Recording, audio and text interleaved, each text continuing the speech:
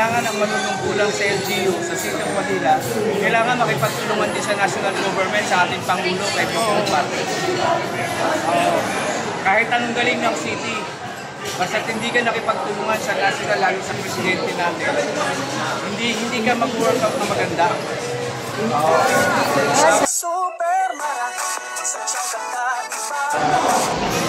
Maybe namin po. Magandang po dito po si Chairman Mr. Hospital. Kasi ano mga sabi niya sa pagpupulong ngayon? Si Councilor. To be Councilor, Councilor of Manila 2025. Una-una, swerte ng mga taga Manila pagkatulad namin ang nailagay. Kasi alam naman namin kung ano yung mga punot-dulo ng problema. Dahil sa haba ng serbisyo sa baranggayan, di ba? Kami yung una nakakaalam bago yung pinaka-second.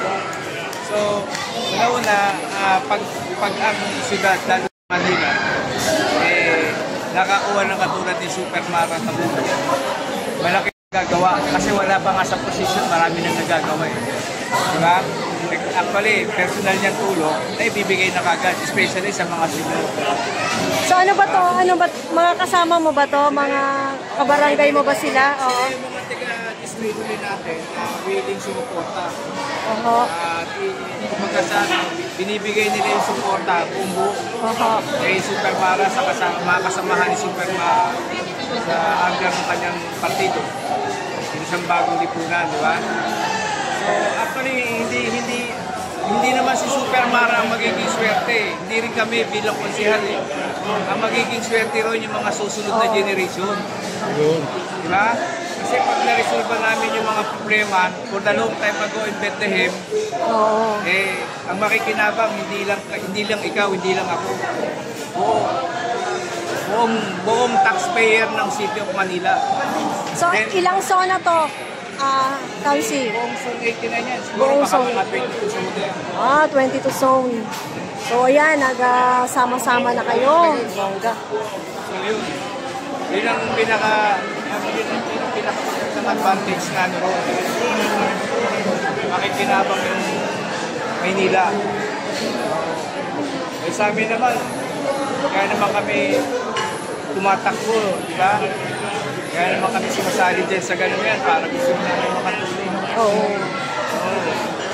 Dahil sa panahon namin, lalo na sa katulad namin na nanungkulan sa baranggayan, 30 years, may magagawa kami. Dahil hindi naman kami makakatatlong termino, kung hindi naman maganda performance namin sa baranggayan, di ba? Tama. So, nakatatlong termino na si hindi maganda ang performance mo. Ibig sabihin, kung bakit ka naging tatlong termino, maganda yun. Naging tatlong termino ka rin sa pagiging kagawad, maganda. Hindi mas lalo na yun pag naging city council, malaki may tutulong natin sa magiging susunod na mayora na si Super Hero Mara Tabuno. Ayun. Diba? Mensahe sa mga Manileño. Sana kung gusto niya talagang maging maayos yung nanunungkulan, hindi naman natin kailangan linisin ang Maynila eh. Ang kailangan linisin natin yung nagpapatakbo sa Maynila. Kasi ang Maynila, syudad yan eh. Diba? Kung nagpapatakbo ng Maynila, ang dapat nating linisin. Kasi tuwing election na lang, lagi na lang puro pagbabago. Hanggang ngayon, wala pa rin nagbabago. Kasi, di ba, magmula, nakailang mayor na, baguhin ng Maynila. Hindi mo na mapapaguhin yung Maynila eh. Papaguhin mo yung nagpapatakbo ng Maynila. Diba? Parang eskwelahan yan eh. Baguhin ang eskwelahan. Kung hindi naman maganda yung nagpapatakbo ng eskwelahan. Diba? Tama. Wala saan yun. Kaya ang pagbabago nasa tao. Una-una, yung mga ini-elect natin, hindi nila, ang may problema ron yung nag-i-elect. So, anong masasabi mo doon? Anong masasabi mo doon sa mga nag-e-elect na yon? Kasi kung talagang hindi naman talaga hindi sila materialistic na mamboboto. Alam nila kung sino yung dapat ilagay. Yung katulad ni Super Mara, nakita mo sa mga senior citizen, hindi naman trabaho yung exactly ni Super Mara yun. Trabaho ng city government yan eh. Trabaho ng department ng City of Manila yan, ay assistihan lahat ng mga senior. So dahil may pusong kahit pusong malaki si Super Mara, siya tumulong sa mga tatanda bilang pagtanaw. yung mga magulang.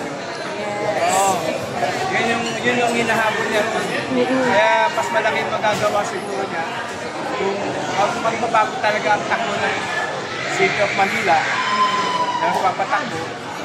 Kung sakasakali yun ang mahal natin, di ba? Makita niyo naman yung mga tinutulungan niya. Oo, sigurado yan.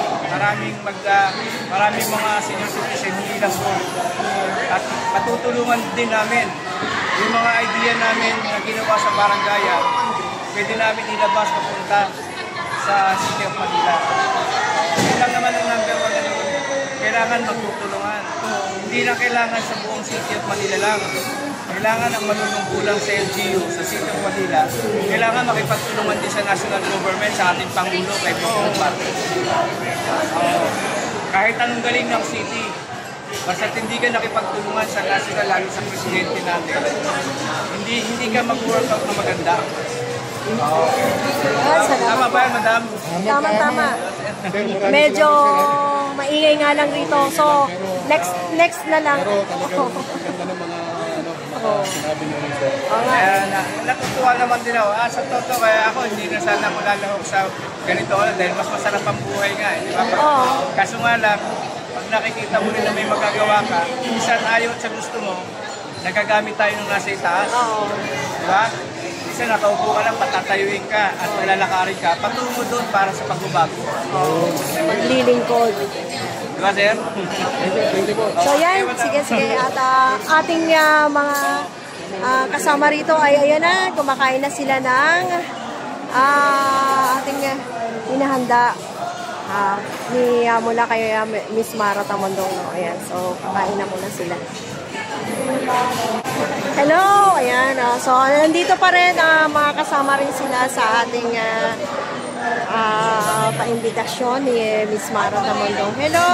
Ayan, dyan sila. Kain na tayo. Sige, kain na kayo. Kain ka na. Nakakatiis pa kami. Hello, ma'am! Ayan siya. Ayan. So, ayan sila tata.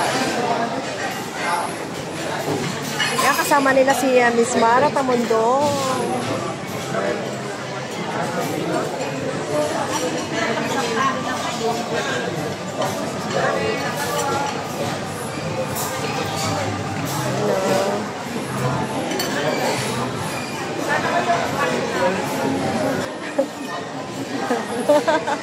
Alright, so sila po ang ating mga bisita ngayon. Kanya muna ako kasi magpalakas muna daw ako.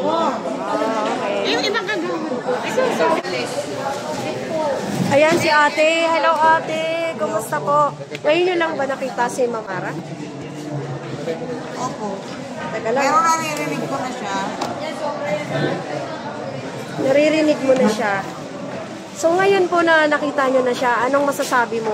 Anong masasabi mo sa kanyang speech? Nararamdaman ko na totoo yung sinasabi niya. Tsaka siguro nga talagang gaganda yung Maynila. Pusong ina.